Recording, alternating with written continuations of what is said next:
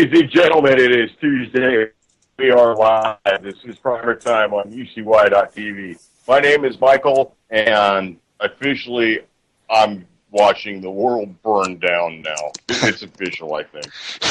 I'm Nick, and I'm just happy to be here, folks. You know, it's another day. Nobody has come to take my guns today, and I still have ammo on the shelf. It's good. There are, I believe, there's 96 days left until the people show up to start taking the firearms. That would be a bad decision on their part. I think that we are dealing with people who don't care about bad decisions at this point.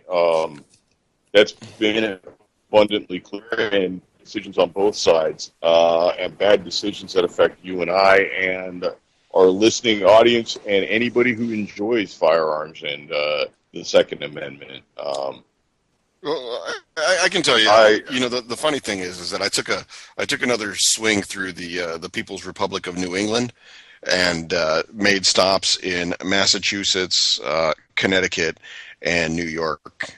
Probably the three most aggressive anti-gun states. Even though I don't consider New York part of New England, but they're in that general vicinity. Smith & Wesson is still standing in Springfield. Savage is still standing in West Springfield. The famed National Historic Site Springfield Armory is still there. So, Smith & Wesson didn't shut down, and that's a big thing. Their stock is going up. Well, they haven't shut down. They'll probably move out of the state because, as we've seen, Massachusetts has its own crazy attorney general who basically decided that she's going to rule by dictate. I think tonight's we might as well break it because it happened just a couple hours ago, and I think it's worthy of speaking about just a little bit. But the media is going to be on a tear because Trump was speaking about Hillary tonight and was playing up the gun control angle and was saying that when she gets in, she's going to take all the firearms, and maybe if the votes don't do it, maybe the Second Amendment people can do it. And that comment is being construed by the media as a death threat from Trump to Clinton, and they're running with it.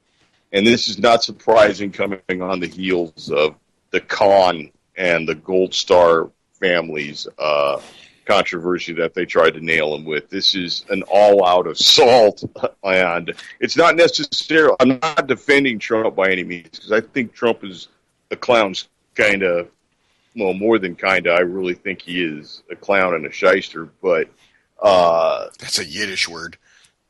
Well, it's appropriate in this case. I mean, look, you don't become a New York and New Jersey real estate and casino magnate without knowing what gift to buy for the bris. Yeah. He's been to a couple of bar mitzvahs. He knows he's got the Moyle on speed dial. Well, the funny thing is that he'll probably get invited to Hillary's grandkids' bod or bar mitzvah. I don't know what she has. She's got one of each. That's a really interesting point. Both Hillary and Trump have children that married off into the tribe. But anyhow, well, the funny thing is that Hillary Clinton, for everything that's being said about Trump today, Hillary Clinton still isn't answering questions. And oh, by the way, she was sued by two relatives of the victims of the Benghazi consulate attack in Libya. And for a woman who's running for president, I haven't seen her accept personal responsibility in not a one of her many failures. I cannot ask a single person who has implicated that they are going to vote for Hillary Clinton. I have not been able to get an answer about what her accomplishment, what is her signature accomplishment, is either a member of the New York senatorial delegation to Congress or as a Secretary of State. They have not been able to come up with something that was a success. And I think that it goes back to the point I make. There is a entire population that will vote for Hillary Clinton as she is in the middle of chopping up white children and feeding them to a wood chipper. They're still going to vote to her.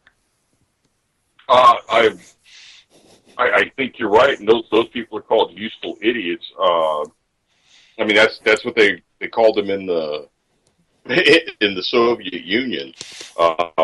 Which, by the way, Hillary was endorsed by the Communist Party USA today.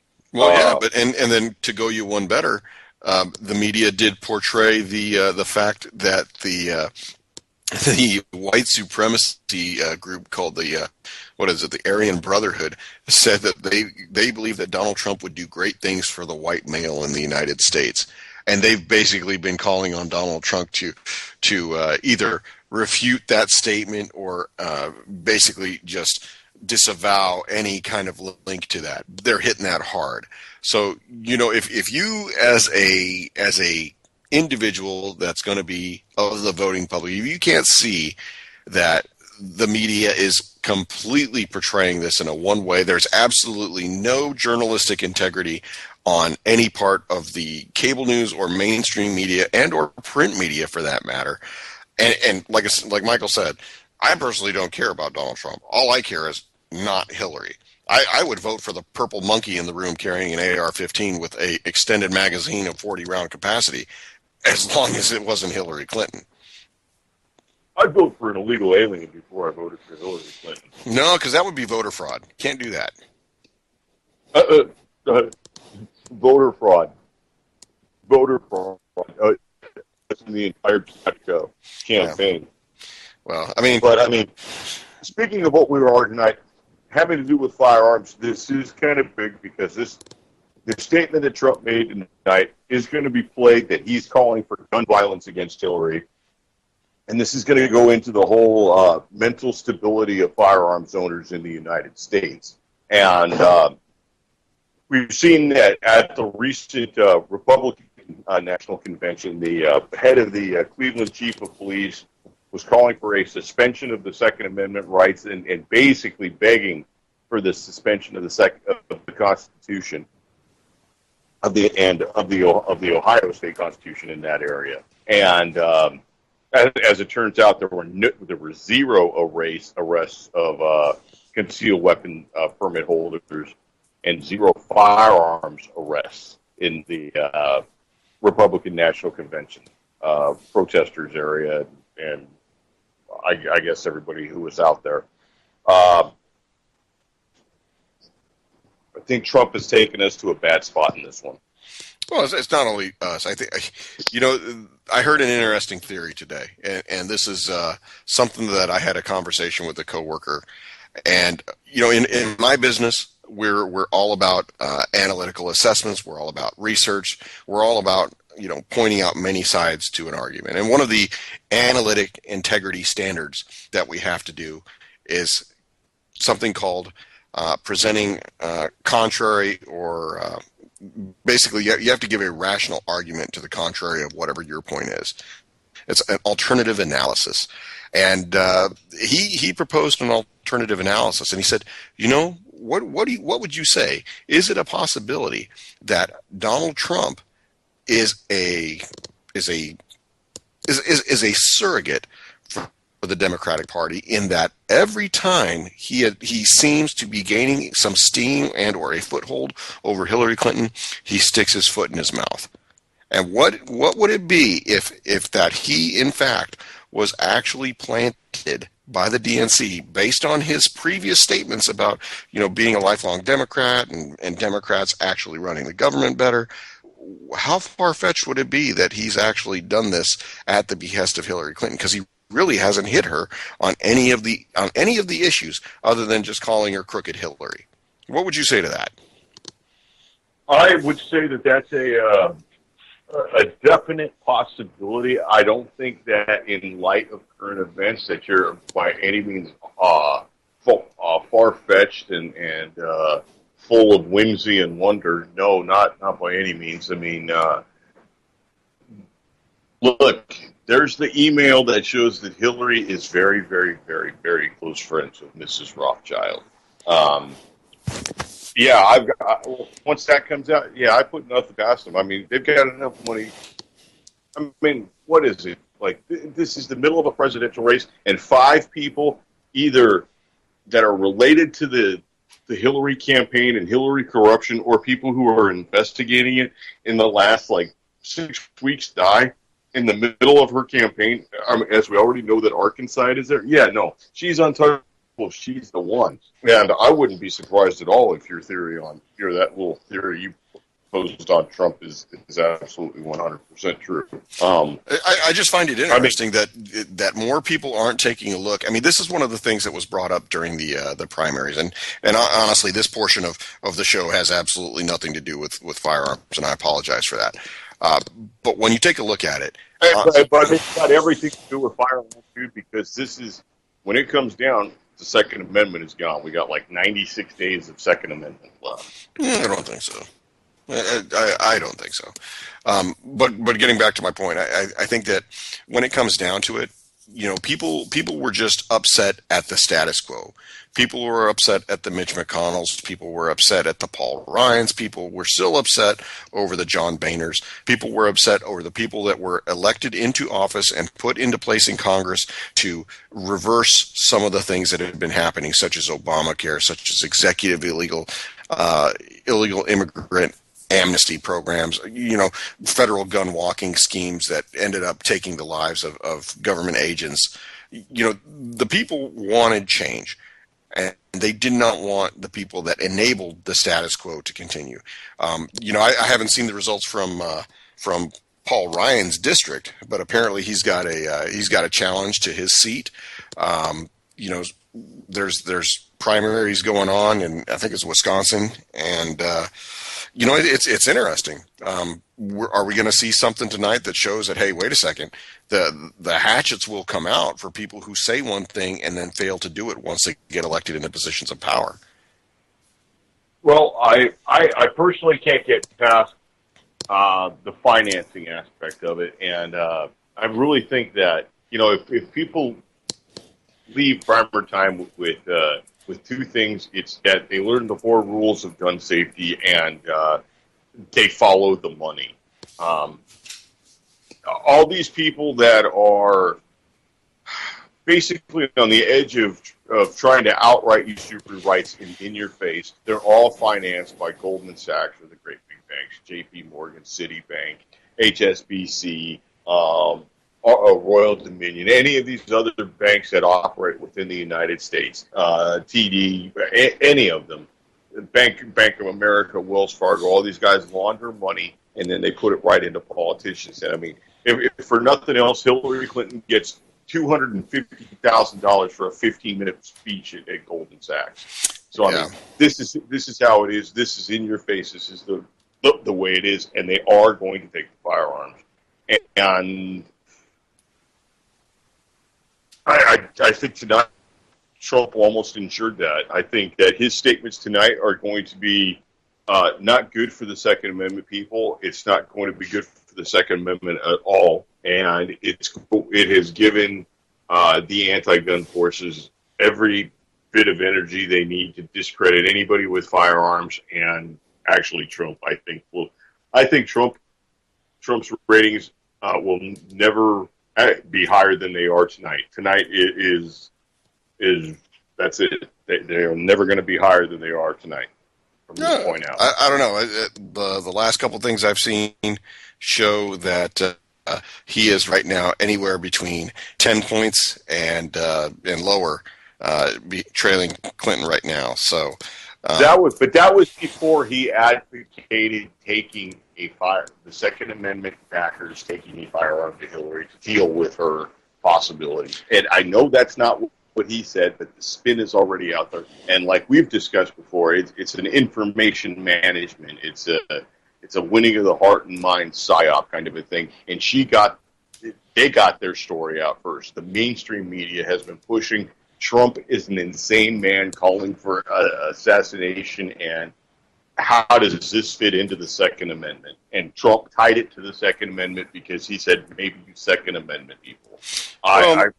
Yeah, you know, and that's one of the things that I think when it comes down to it, anybody else is going to sit there and say, well, obviously he's not talking about having somebody assassinated. That would just be stupid, especially a presidential candidate, because that would have the Secret Service and the FBI all over you in 30 seconds.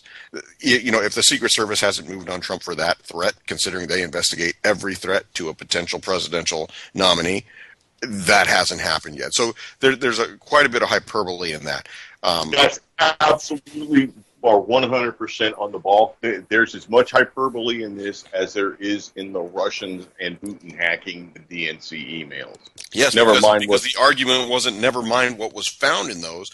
And by the way, the emails that were hacked, which are now public record because they're out there in cyberspace, we're not concerned absolutely at all with the content of the email. We're concerned that we didn't do enough to protect our. What did Governor LaPetta Maine say? We're out here to protect our phony baloney jobs, gentlemen. Harumph, harumph, harumph.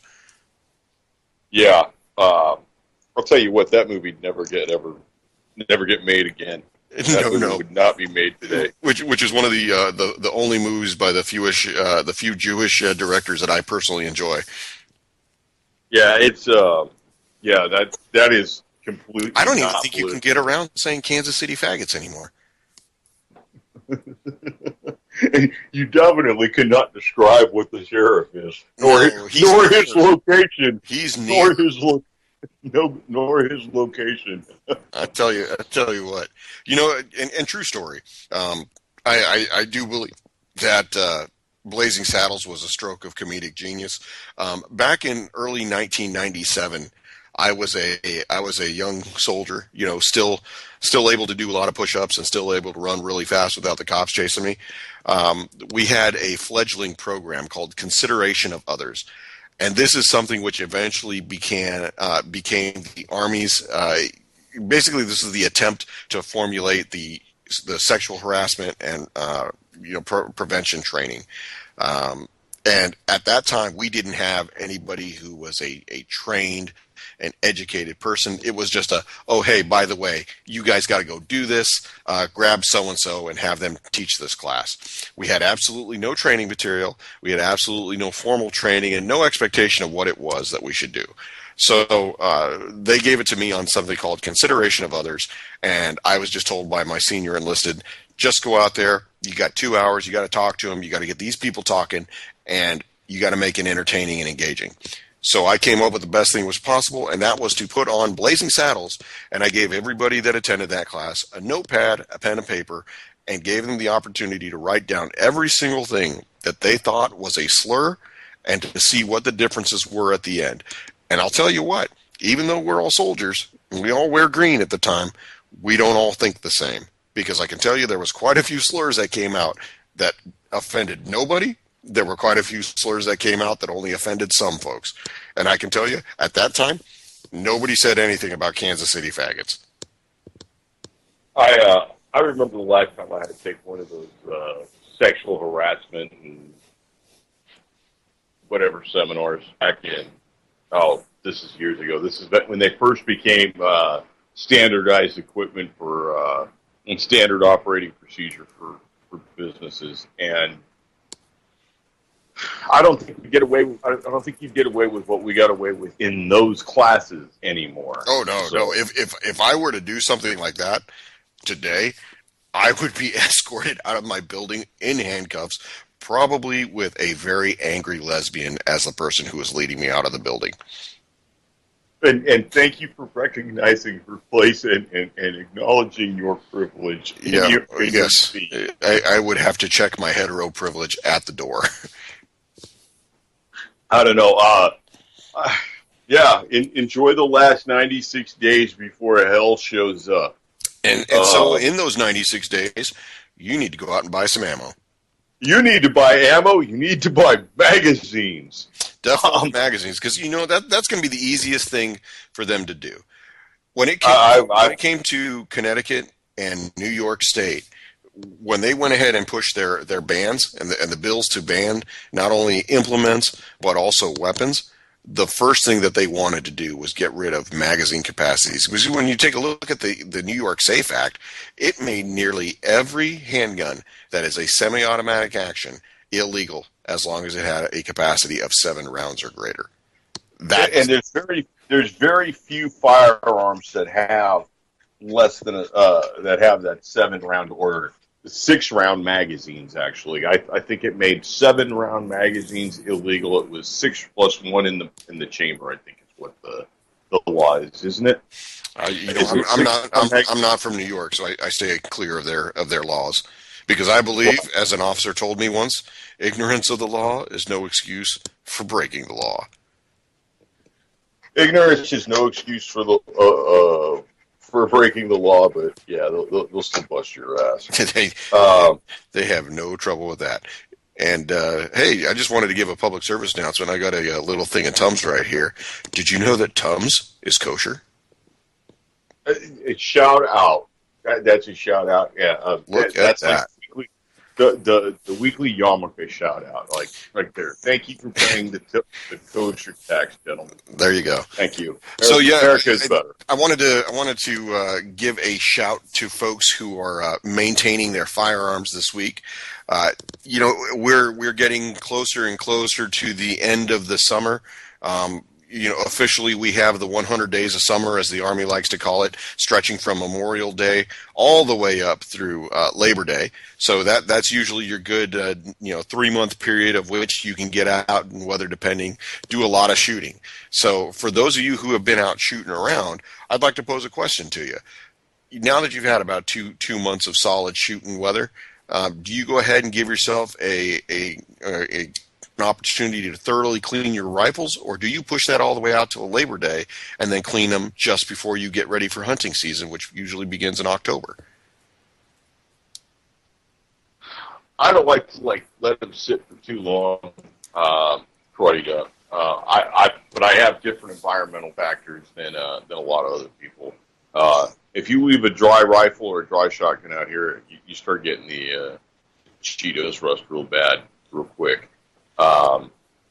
So everything gets oiled up for me.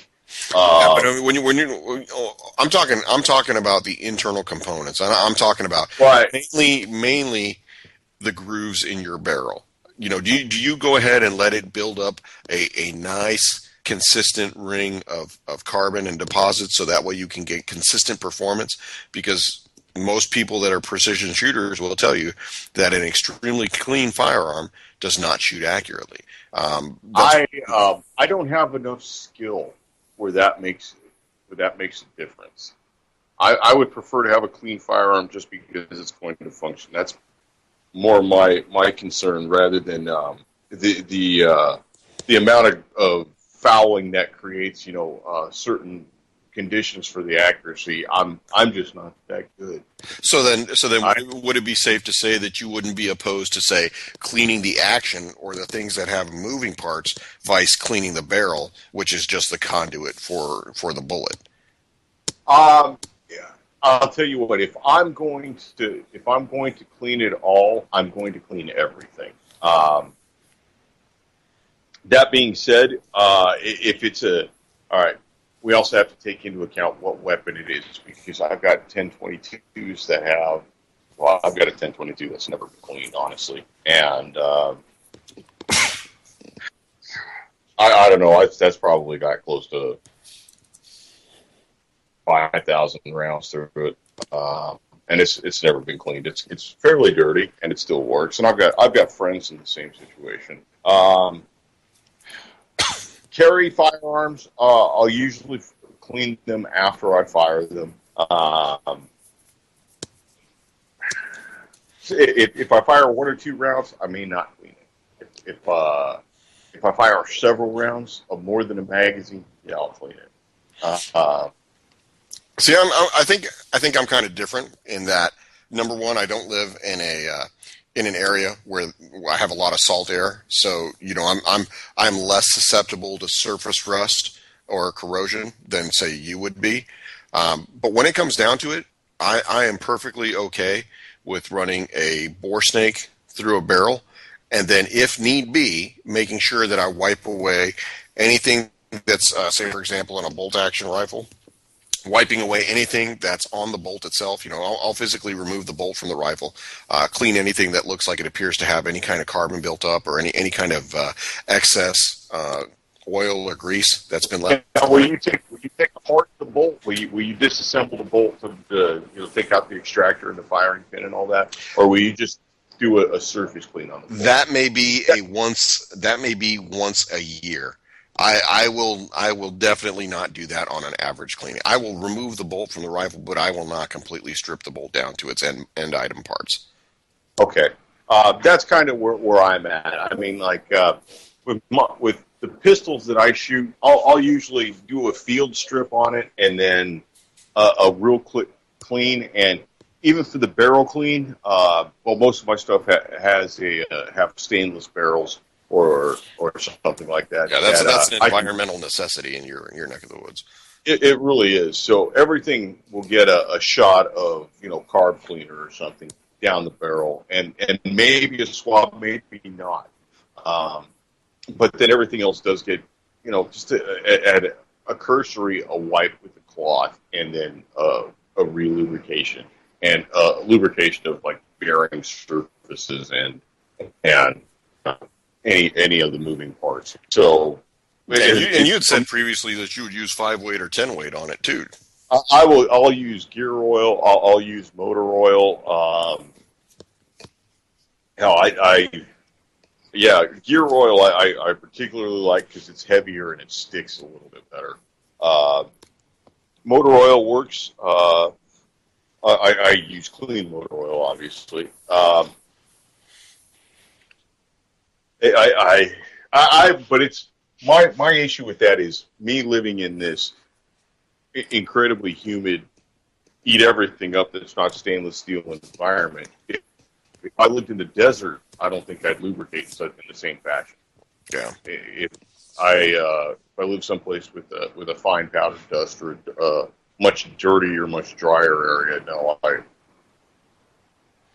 that, my friends, is why entire generations of Southwest Indians are no longer with us.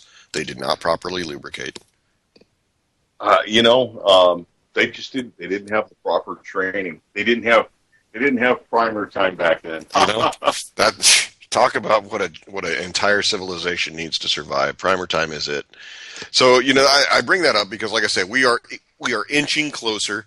In my area, rifle season opens up on the 19th of November, so we're still a good 2+ months away. But lo and behold, we're just a month and a half away from the opening of bow season. And I know that once bow season gets in there, everybody kind of puts the firearms away, concentrates on that until black powder season or muzzleloader season shows up. And we don't talk a lot about muzzleloader because it's, number one, it's a primitive method. It's legal to use in most states, and in some states you can only do muzzleloader instead of rifle because rifles are not open in places like, say, for example, Ohio and certain counties where I live.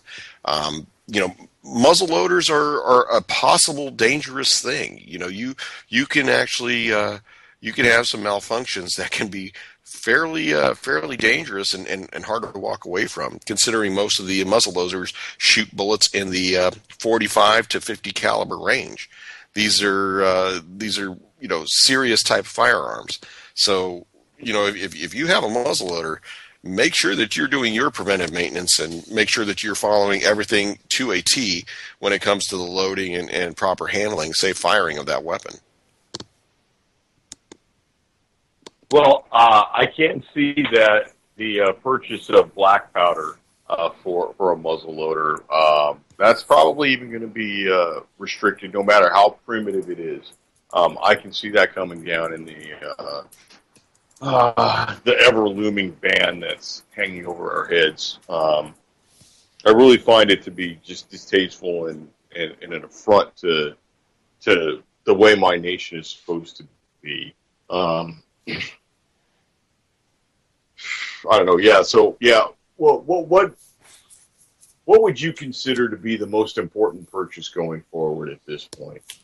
Number one, like I said, it all depends on what you are comfortable with as a shooter. If you're comfortable and you are capable with a 22, then by all means buy all the 22 ammo that you can get a hold of. Do If you think that high capacity magazines are going to be more of an issue than ammunition? Because I personally think it's the magazines, and I'll just have to go back to the '95 gun ban. 94, you mean? I mean '94 gun ban. Not long after that, all the magazines were gone, and an aftermarket Glock magazine, which now retails for about $20, was going for $105, $150, and it wasn't anywhere near reliable. No, And but to support your point, take a look at what you were seeing at the gun shows when it came to the big push for a federal assault weapons ban being introduced by Feinstein after the Sandy Hook thing. the magazines were through the roof again. Magazines were through the roof. Not only that, you couldn't find them in stores. People who had the good sense to buy enough of them in quantity walked straight into the gun shows and were selling them for 4 and 5 times an actual price. 10 times the actual price in some cases. I mean, it was not uncommon to see a magazine for $50 for a GI spec used aluminum magazine. 30 years used. 30 years old, and not even with a Colt stamp or anything that makes it a collector's item. This is just somebody, OK Industries, right? Or a Checkmate or somebody like that. It was I don't think Checkmate actually makes a magazine, but OK does. And I would say buy magazines if you've got anything that takes a greater than 10-round magazine. Buy as many of those as you can. I mean, I'm not trying to cause a rush. I mean, we've only got, our regular 7 listeners and whatever, but prepare yourself and buy the magazines. And I'll tell you, buy extra. If you can, I'd buy AR-15 magazines. Even if you don't have an like AR. I said, we don't try to do the fear thing. So that's one thing, but there is such a thing as prudence and making sure that if you see the writing on the wall, you're not the one left standing at the musical chairs without a place to sit. So, you can find most steel mags right now, depending upon where you get them. You can find them between $6 and $8 a piece. You go up to the polymer mags, depending upon the name. You can probably get those for anywhere between $12 and $16. And like I said, I've been seeing the 40-round Magpul mags for the same price as a 30-round Magpul mag. So to me, that's that's a no-brainer. If you can buy 40 for the same price as 30, why don't you? And yet every time have you ever used a Magpul 40-round mag? Because I've actually done some reading on those, and that's actually kind of an interesting concept for me. That's an item that's frequently sold at the big box store, Academy for me. And I looked at one, and I kind of like the idea that it holds 2 boxes exactly. You don't have an extra 10 rounds laying around. The reviews, I've not seen a negative review other than the fact that some people complain that it sticks out just a little bit longer. Yeah, I mean, and I have used it. I went ahead and went out groundhog hunting one day, and I had a 40-round magazine. I didn't notice any change in the function. I did notice that the magazine was a little bit longer than what I'm normally used to. So yeah, I mean that. Aesthetically, it looks the same. It's just a little bit different in the length, and it functioned just fine. So I don't see any problem with it. All right, and since I brought up the big box in my area, Academy, I'm going to have to bring up a story that's come out. And Academy has kind of, I'm still going to say that they're not necessarily an enemy of the Second Amendment, but they've been a little bit jumpy on their practices. Recently, they moved all the modern sporting rifles behind the counter after some shooting event somewhere. And now they've put out a recall for Charter Arms Lady revolvers. And this is very interesting because this is a retailer putting out a recall on an item and not the manufacturer. And So how did they do that? they made a flyer and put it up in their stores, circulated it in their stores. And I think I think this puts them into an interesting legal position because this is it's an item that frankly has a different status than any other regulated product, and this is an item that's it has constitutional guarantees attached to it, and I don't know how they can. I think they've opened themselves up to a great big mess with this. If the recall is found to be, I guess, misplaced or ill-advised or non-existent, I think if for nothing else, they put an awful dent on what the relationship between the retailer and the manufacturer is going to be from this point out. Well, that's one thing. If it's a voluntary recall, that the manufacturer has said for safety, you need to go ahead and come back. That's one thing. I think that it's a little bit shady for the end item retailer to go out and do that. Has there been anything that's come out from the Consumer Product Safety Commission or from the manufacturer itself that says that their product does not function as it is intended to? No, and actually, I'm going to try and drop this here right in the chat room. I've got a picture of it, but basically, this has all been. Here, I got you. I'll do that. It's been a hearsay and word of mouth. It says here that based on customer reports and product inspections, Academy believes that some of these Charter Arms revolvers may have a manufacturing defect that could result in unsafe conditions while operating the firearm. And it doesn't say what that is. Right. And that's, I think they put themselves into a really, really, really bad position. And they've created a field day for attorneys here in the very near future. I don't know how you feel about that, Nick. I think Academy's really kind of in the wrong on that. Yeah, I think Academy being a Texas brand, they may see some backlash on that. It's interesting that they don't put in there that they are identifying the actual fault. Because I think that leaves them up to some serious litigation in the future. So it's going to be interesting to see how this plays out. Slanderous. I think this is an almost slanderous act on their part. It probably goes between whatever kind of contract there is between the retailer and the manufacturer. I would dare say, and I mean, Academy's not a small. No, they're not a small retailer at all. I mean, they're statewide, so Well, and they're in other states, and they're quite large.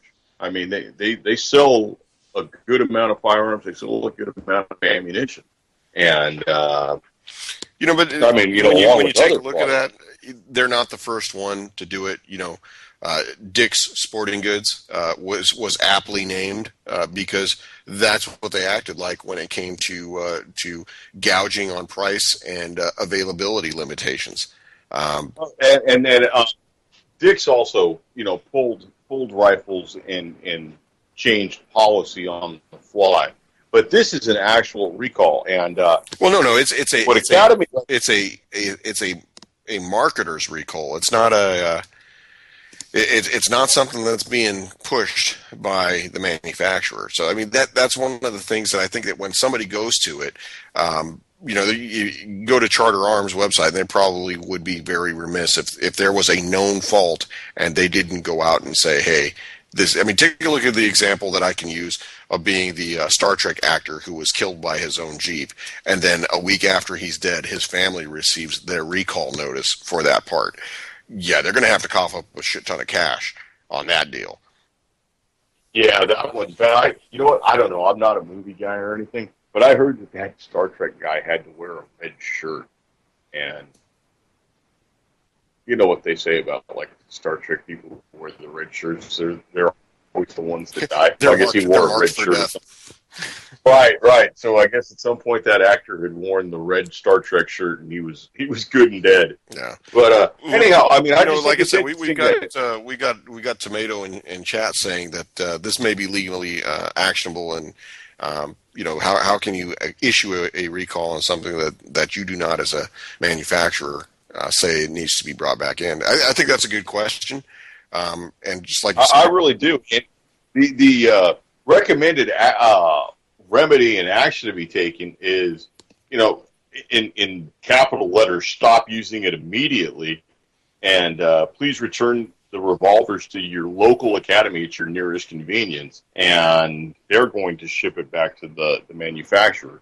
Yeah, right. Yeah, this. Yeah, right.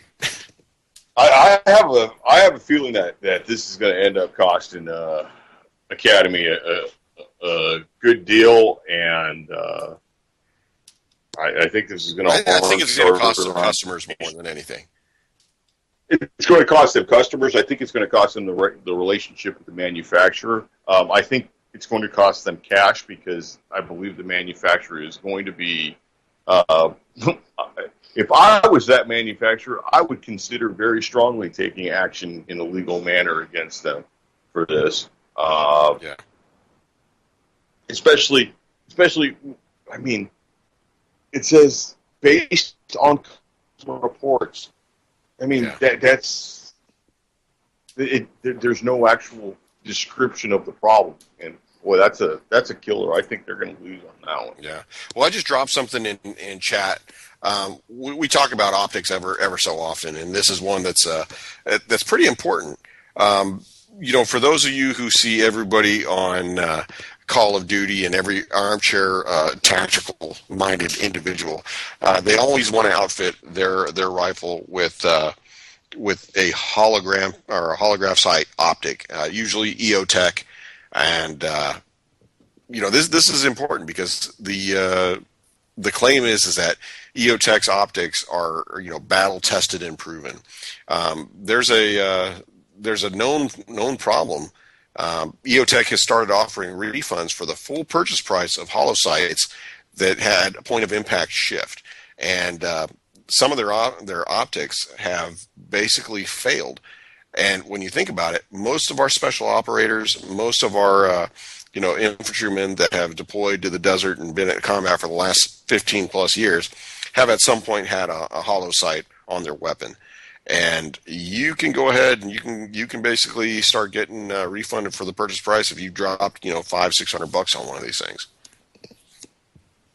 I think there's going to be quite a few people who take advantage of that. That's been a very, very popular item. It's usually an item that frankly doubles and more than doubles the cost of an AR-15. Somebody puts that onto a home-built Palmetto State rifle that's made with the most budget components out there, and they throw that sight on there, and they've got no problem asking $1,300 for it. No, absolutely not. And programming note: just gotten the official projection that Paul Ryan is projected to win his primary challenge.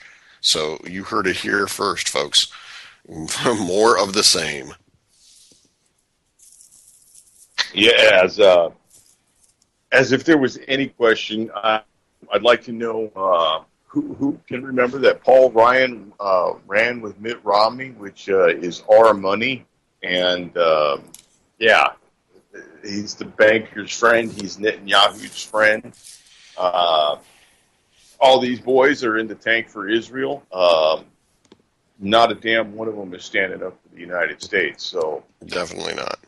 Well, it's interesting. I think that I'm personally going to be getting ready for upcoming shooting events in my neck of the woods. I've got some land that is graciously being that I'm being allowed to use for shooting and hunting. So I'm going to be going out and doing some prepping, namely cutting some trails. I've installed a trail cam and hope to be able to drop some photos in chat here for next week. See what's out there. I've got some salt and some other mineral and attractants on the ground.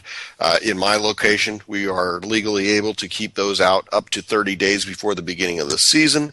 So, yeah, I will definitely put some pictures in chat and show you what we got around here. what kind of attractants are you using?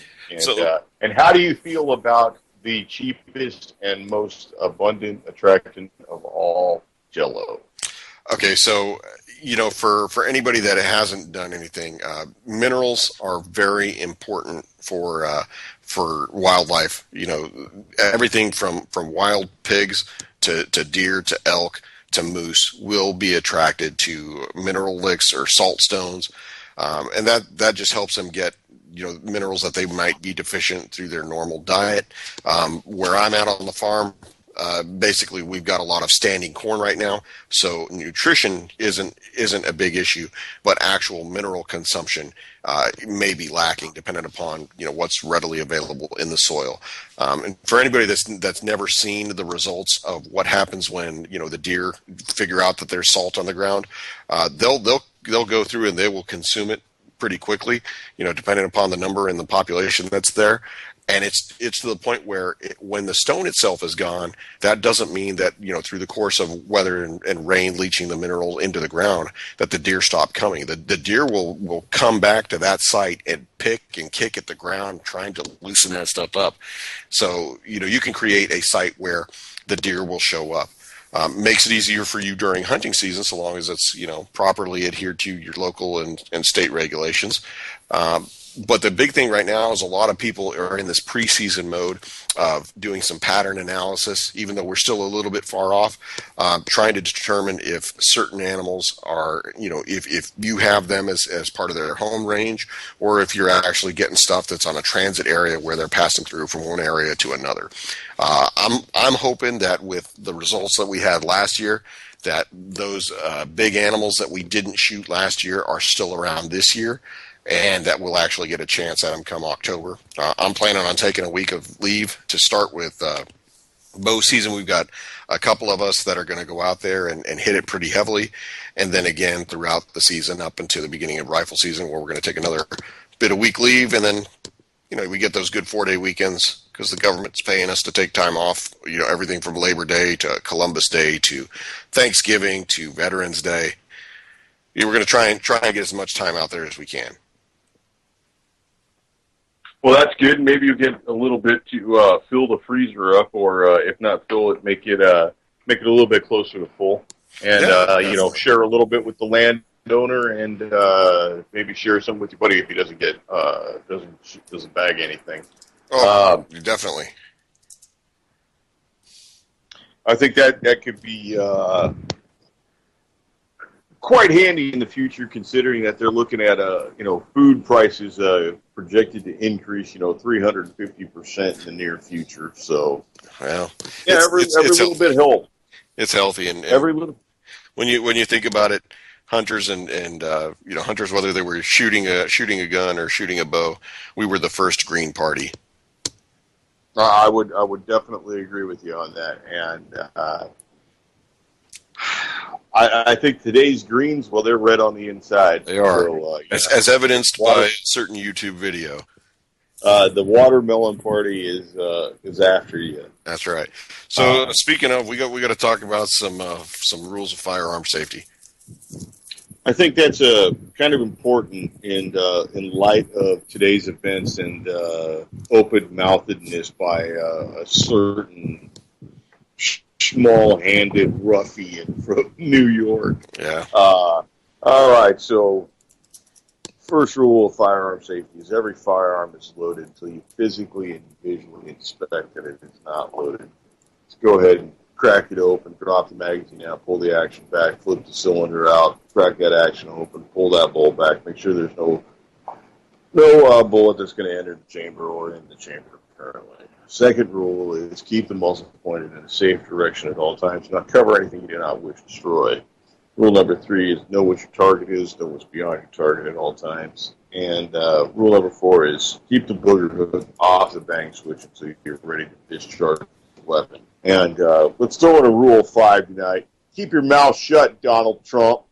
Yeah, definitely. I mean, Jesus Christ! Don't give him any more help to the Second Amendment, you fool. Well, like I said, maybe that alternative analysis is correct in that Hillary has him bought. This is one of those things that I want to turn our attention to the actual president for a second. Everybody has pretty much throttled back on any kind of criticism of Obama, but I cannot remember a presidential race in my 30 years of, say, relative political intelligence or knowledge. I can't remember a time where a sitting president was so vocal about the race for his successor. Can you?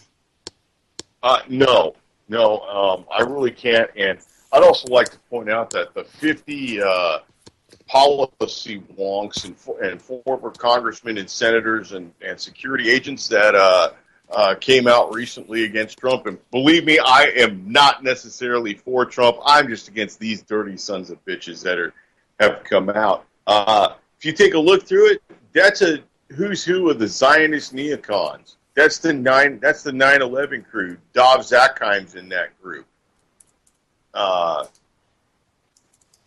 Yeah. These are the people that have brought the war down on us as it is, and they're telling you right now that they do not want Trump. And maybe it's I don't know, maybe it's like you said, maybe it's a scam. Maybe they put in what are they, 19th cousins or 11th cousins or something like that, Trump and Hillary? Well, like I said, I think that what people really forget. And it's surprising to me because, Americans overseas, we don't have a good reputation for having a long memory. Europeans like to believe that they can quote their lineage and history back, 14 generations, and Asians are even worse, whether they're Southwest Asians or Far East Asians. They'll tell you they go back even further than that.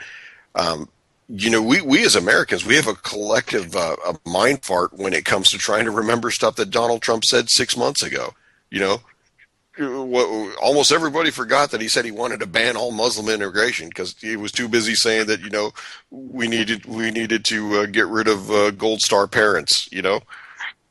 I think that people have just said that he's going to say whatever he says. I think there's a good portion that he can say whatever he wants, and it doesn't matter. But I truly think that, honestly, after what it's been probably at least a good 9 months of solid nonstop attacks, and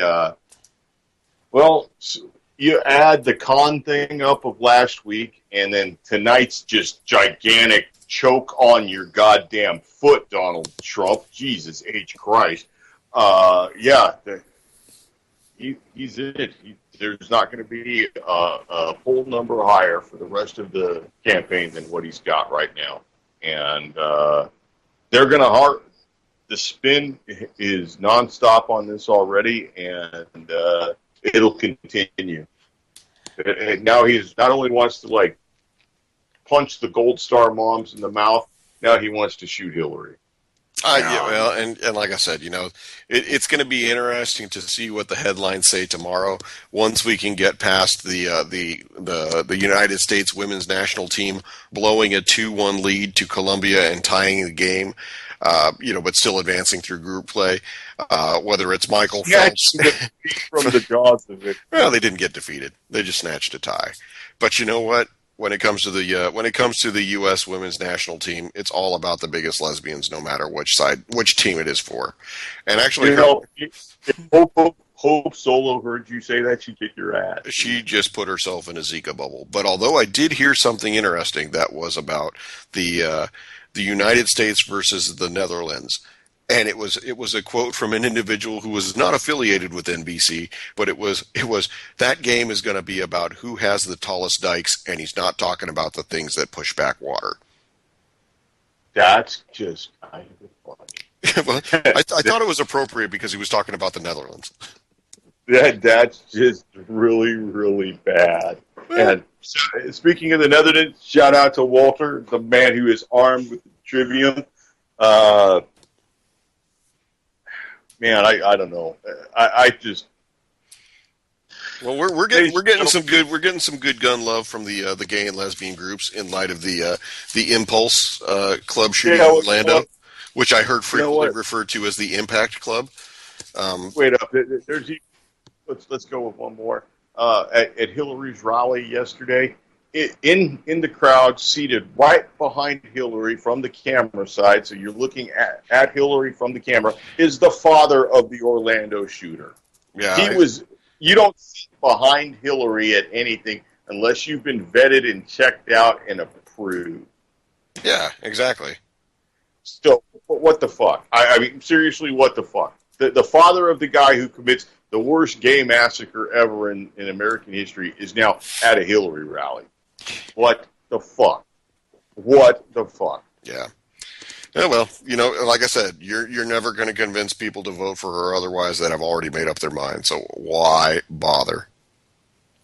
So, hey, man, it's amazing what you can do in an hour show when you don't have to spend the first 30 minutes of it trying to reconnect to Skype.